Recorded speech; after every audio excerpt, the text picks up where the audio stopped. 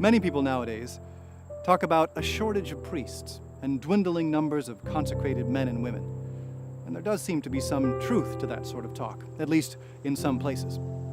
While the total number of Catholic priests in the world stayed about the same between 1970 and 2012, for example, the total number of Catholic lay people in the world doubled.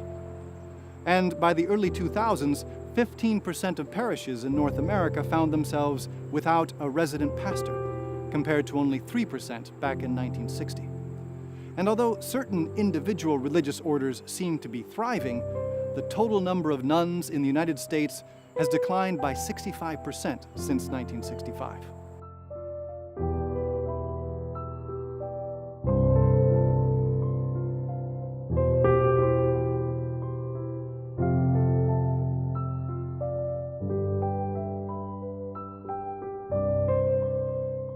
Do these alarming statistics mean that God has stopped calling young men and women to serve His church with the total gift of self?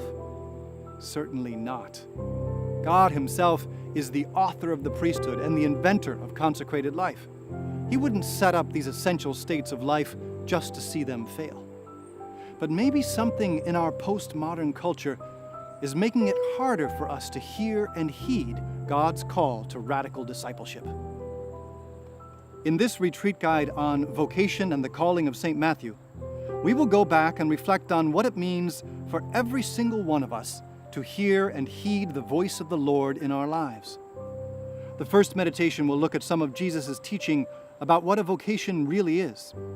The second meditation will focus on the calling of St. Matthew and its unforgettable depiction in Caravaggio's masterpiece Baroque painting.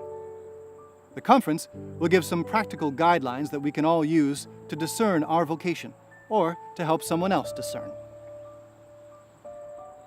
Let's begin by quieting our hearts and turning our attention to God, who never stops paying attention to us. Let's ask Him to pour His grace into our souls as we contemplate what it truly means to be called and chosen by Christ.